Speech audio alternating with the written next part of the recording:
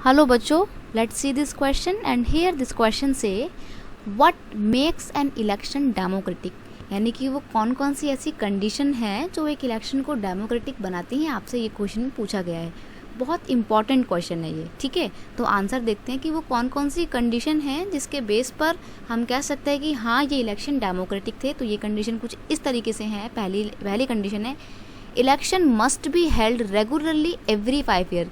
India में क्या है ना कि हर 5 साल में इलेक्शन होते हैं। जैसे अमेरिका में हर 4 साल में प्रेसिडेंट के इलेक्शन होते हैं, वैसे इंडिया में हर 5 साल में प्राइम मिनिस्टर के इलेक्शन होते हैं, राइट। तो ये जो इलेक्शन हो रहे हैं ना, ये हर 5 साल में रेगुलरली होने चाहिए। ऐसा ना हो कि आपने एक बार तो 5 साल के अंदर अंदर इलेक्शन करवा दिए, अब अगली बार 6-7 सालों के तक आपने इलेक्शन ही नहीं करवाए। नहीं, ऐसा नहीं होना चाहिए।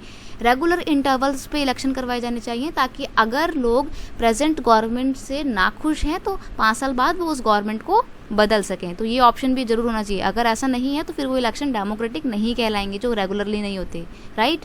नेक्स्ट है, every eligible voter must have 1 vote with equal value, यानी कि जो भी वोट देने के लायक है, वोट देने के एलिजिबल है और 18 ईयर से अबव है, सबको पहली बात तो वोट देने का राइट होना चाहिए।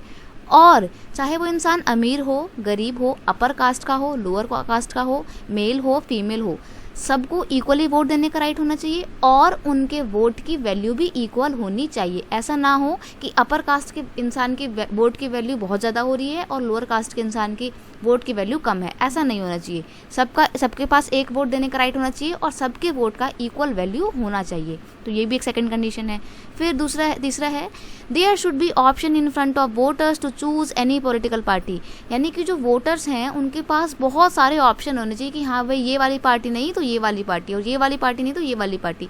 अगर ऑप्शन नहीं होंगे तो फिर वो इलेक्शन का कोई मतलब रह ही नहीं जाएगा। जब लोगों को पता है कि भाई ऑप्शन ही नहीं है, हमको ना चाहते हुए भी सिर्फ एक ही पार्टी को वोट देना है और जीतेगी भी सिर्फ यही पार्टी, तो वहाँ पर तो इलेक्शन का कोई मतलब रह ही नहीं जाता है। तो अगर अपने इलेक्शन को डेमोक्रेटिक हमें बनाना है तो हमारे पास बहुत सारी चॉइसेस होनी चाहिए, राइट। नेक्स्ट है, election should be conduct in free and fair manner and people must have right to vote for any candidate.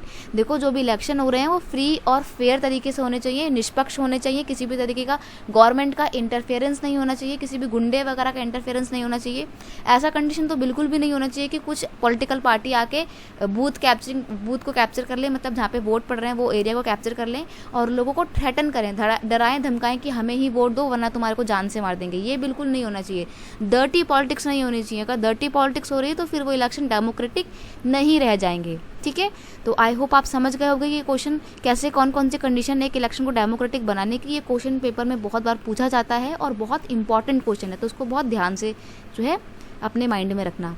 I hope you understand it well. Best of luck.